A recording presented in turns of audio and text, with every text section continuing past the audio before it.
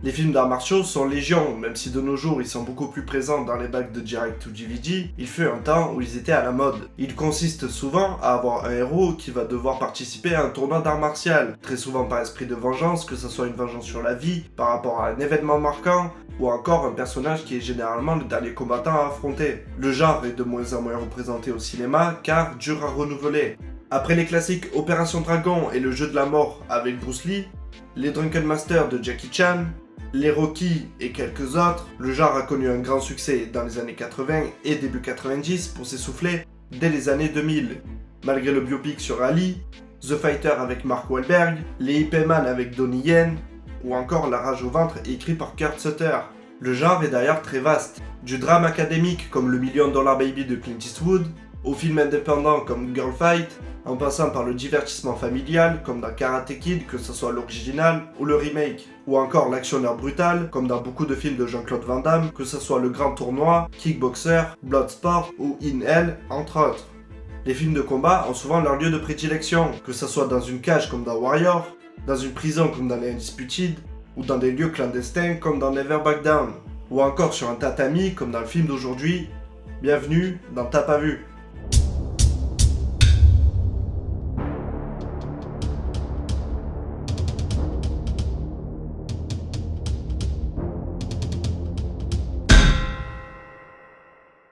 Best of the Best est un film américain sorti en 1989, réalisé par Robert Radler qui, à part le film d'aujourd'hui et sa suite dont je parlerai un peu plus tard dans la vidéo, n'a rien réalisé de très notable. Au casting, on retrouve James Earl Jones.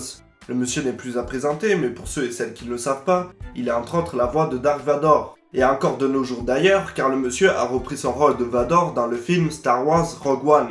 Il est aussi Mufasa dans Le Roi Lion. Brother, help me!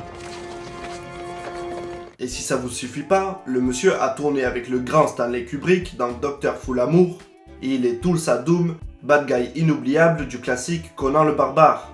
Il a joué dans plein d'autres films ou séries, et il est un acteur incontournable faisant vraiment partie de la pop culture. À ses côtés, on retrouve Eric Roberts, frère aîné de l'actrice Julia Roberts, et donc père de Emma Roberts. Il sera aux côtés de Stallone et de toute la clique dans The Expendables où il jouera le bad guy du premier film.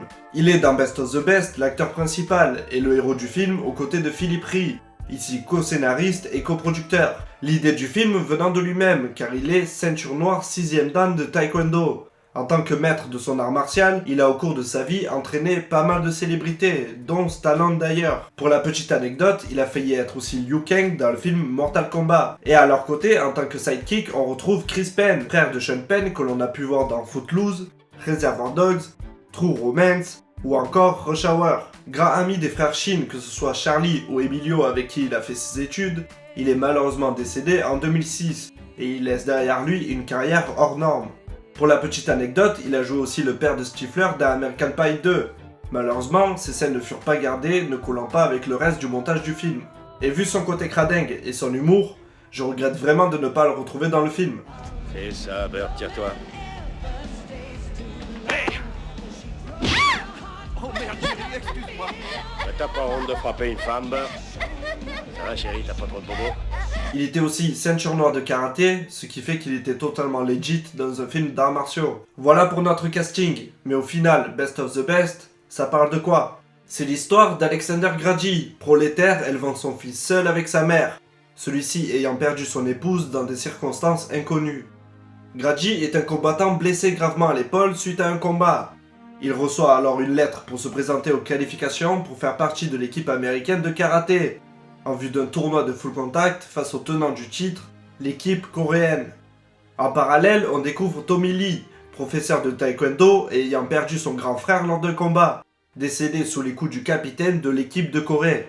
Évidemment, lui aussi est sélectionné. Lors des qualifs, on découvre alors le reste de l'équipe, composé par un cow-boy au caractère de con, Travis, joué donc par Chris Penn, de Virgil, un combattant posé pratiquant le yoga, et de Sonny Grasso. Mes potes m'appellent Sonny. Je suis italien. Moi, c'est Virgil Keller. Dans le temps, j'étais italien. Maintenant, je suis bouddhiste. Dont on sait peu de choses au final. On découvre aussi l'entraîneur de l'équipe, Frank Kuzo, et son assistant, Don Peterson. Ils seront aidés par Catherine Wade, une spécialiste du combat et de la maîtrise de soi. Elle apporte à l'équipe tout le côté spirituel nécessaire dans les arts martiaux. Une fois la découverte de nos personnages, on assiste à leur entraînement et les multiples problèmes liés à ça. Se déroulant sur 3 mois, on voit l'évolution des combattants, autant au niveau physique que mental. En parallèle, et ça depuis le début du film, on suit également les sélections et l'entraînement de l'équipe adverse. Cela jusqu'au tournoi où les 10 combattants au total devront s'affronter en 1v1 à Séoul. Le film est découpé en 3 actes. Découverte des personnages, entraînement, puis tournoi. Il se concentre d'ailleurs davantage sur les entraînements des 2 équipes que sur les 2 autres points. Donc ceux qui ont eu du mal avec Rocky IV à cause de ses trop nombreuses scènes de training montage, vous allez avoir du mal avec celui-ci, et vous auriez tort de passer à côté pour si peu. Le film, bien que très marqué par son époque, surtout au niveau des musiques utilisées, de l'ambiance générale et des dégâts de nos protagonistes, est en avance sur bien des points. Déjà, son rapport aux combattants. D'habitude, le genre est très centré sur un seul personnage, accompagné de un ou plusieurs acolytes, mais c'est généralement le héros du film qui va avoir droit à un combat vraiment important. Or, dans Best of the Best, l'accent est mis sur le collectif, chaque combat rapportant des points à l'équipe et non pas pour sa seule personne, ce qui donne vraiment un intérêt à chaque combat. Ensuite vient un des rôles féminins des plus importants, loin des poncifs habituels où la femme sert juste de faire valoir ou de motivation au héros. Ici on a droit à une experte réellement importante dans l'évolution des combattants, et sans aucune amourette avec un des héros. Malgré tout, le film est quand même rempli de clichés, notamment au vu du rôle de Chris Penn qui joue l'américaine de base, arrogant, voire même méchant et raciste. Il sait pas plaisanter, il rit jaune. Hein, j'ai raison. Tu ris jaune, hein? C'est de naissance.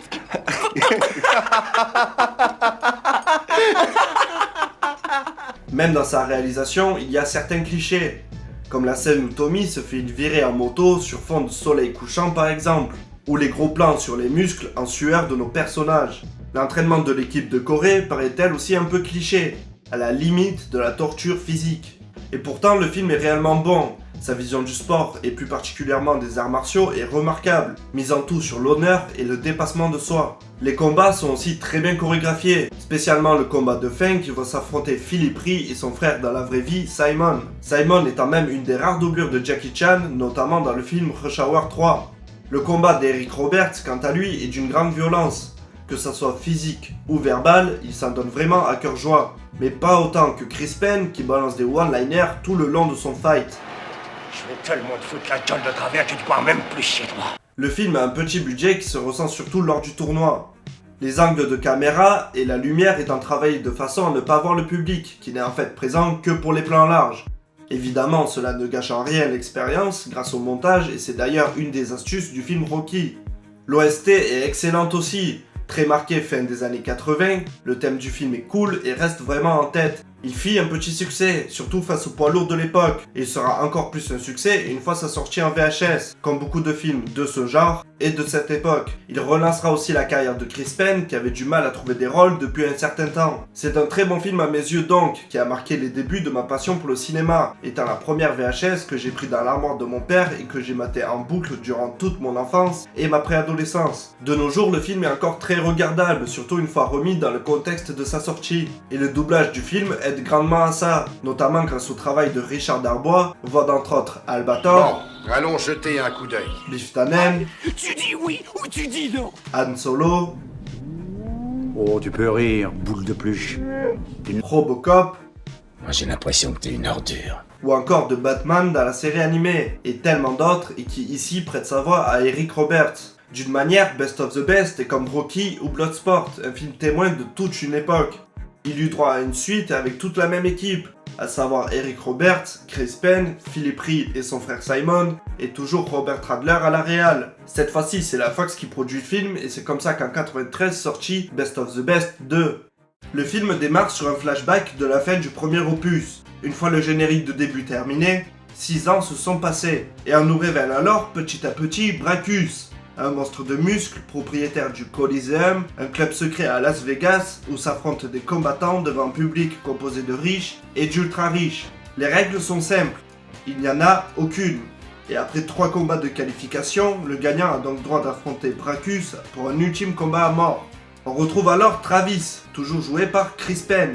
Tout se passe bien jusqu'à la nuit où Travis, devenu une sorte d'oncle pour Walter, l'amène au Coliseum, assister en cachette à son combat contre Bracus. C'est alors que Travis perd et meurt devant les yeux de Walter. Il s'enfuit et retrouve donc Tommy et son père. À partir de là, ils auront qu'une seule chose en tête, venger leur ami.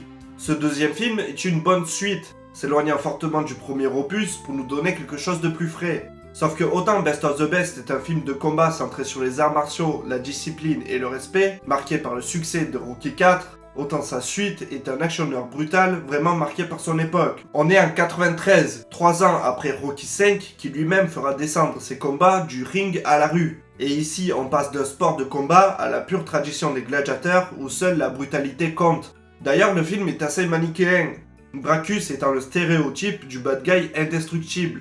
La réal, elle aussi, est devenue bien plus putassière, enchaînant les gunfights, les scènes gore et les plans sur des femmes peu vêtues. Honnêtement, je pense que tout cela est dû plus à la Fox qu'au réal même. Quoi qu'il en soit, cette suite est quand même très bonne. Les scènes de training montage sont plus courtes, moins nombreuses et beaucoup plus diluées tout le long du film. L'histoire est prenante et les combats sont vraiment impressionnants, lorgnant presque du côté de l'adaptation d'un jeu vidéo comme Street Fighter. Grâce aux acteurs qui ont repris leur rôle, même Aidan Gross qui jouait déjà le fils d'Alexander, cette suite ne perd pas l'aura de son prédécesseur et on est déjà attaché à Grady, Tommy, Daihan et Travis. Ce qui fait que la perte de ce dernier nous impacte vraiment, Chris Penn ayant un très fort capital sympathie malgré son rôle de connard arrogant.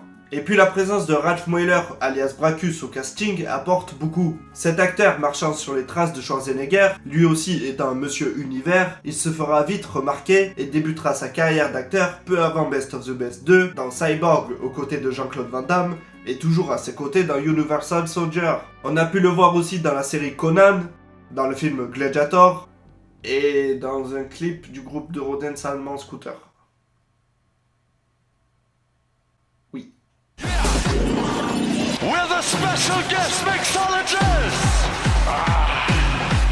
Côté nouveau personnage, on découvre aussi James, un Amérindien faisant partie de la famille de Tommy, chose inexplicable et inexpliquée d'ailleurs. James est joué par Sonny Landham, que l'on a pu voir entre autres dans Predator, 48 heures, ou encore Haute Sécurité. L'acteur est surtout connu pour son passé d'ancien acteur porno et pour sa violence. Il est tout comme un certain Danny Trejo, un ancien prisonnier. Une anecdote sur lui prétend même qu'il lui fallait un garde du corps sur le tournage de Predator, non pas pour le protéger des autres, mais pour protéger les autres de lui. Encore une fois, c'était un coup des producteurs ne voulant pas prendre de risques. 2 jours avant le tournage de cette vidéo, soit le 17 août 2017, Sonny est décédé à l'âge de 76 ans. Des ajouts nécessaires et plus qu'appréciables donc, accentuant le côté actionneur brut de Best of the Best 2. Au niveau de la musique, adieu le bon vieux rock rétro des années 80, pour être remplacé par des musiques orchestrales composées par David Michael Frank, un habitué des OST de films de ce genre, étant à l'origine de plusieurs musiques de films avec Steven Seagal, ou de l'OST du film Les Justiciers de Little Tokyo avec Dolph Lundgren et Brandon Lee. Ce qui rajoute à Best of the Best 2 un côté épique et qui lui donne même des allures de péplum, notamment grâce au thème du Coliseum ou celui de Bracus. Il fit lui aussi un petit succès, rapportant 6 millions de dollars, quasi 4 fois plus que le premier film. Best of the Best est avant tout un film fait par un passionné et surtout un maître du taekwondo. Ici l'important est de représenter les valeurs de cet art martial et de le faire connaître par le biais du cinéma.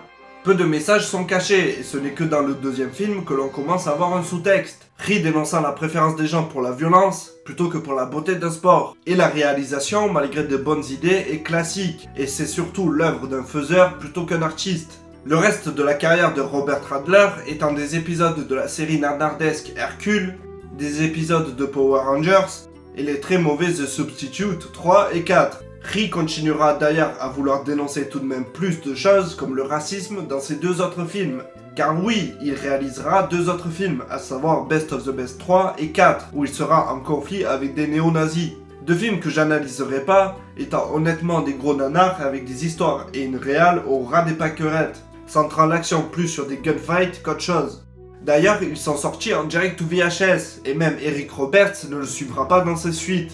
Ce qui n'empêchera pas Roberts de quand même continuer sa carrière dans un paquet de nanars ou de gros navets. On l'apercevra tout de même dans The Dark Knight en mafieux, dans The Expendable donc en grand méchant, Et dernièrement, on l'a vu dans le 3e opus de The Human Centipede. Chris Penn eut peu de rôles importants lui aussi. Il avait pourtant commencé sa carrière dans de grands films, mais sera vite cantonné au même rôle, à savoir le rôle d'un gros connard. Il jouera un méchant dans Beethoven 2, aura un rôle dans le film Starkey et Hutch, puis il fera la voix de l'officier Pulaski dans le jeu vidéo GTA San Andreas.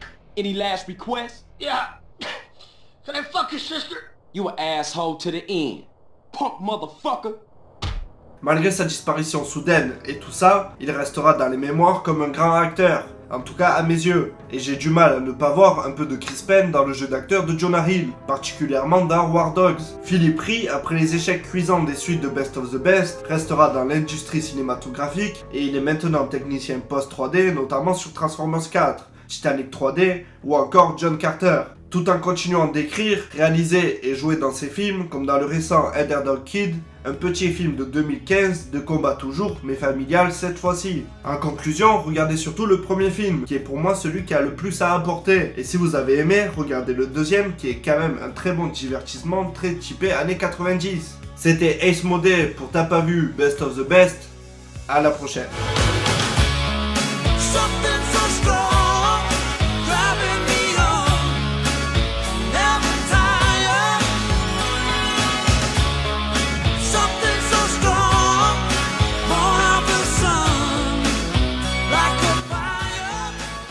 Si vous donnez le meilleur de vous-même, si vous vous donnez de tout votre cœur, vous serez vainqueur. Ça, je vous le promets. Vous serez alors les meilleurs parmi les meilleurs.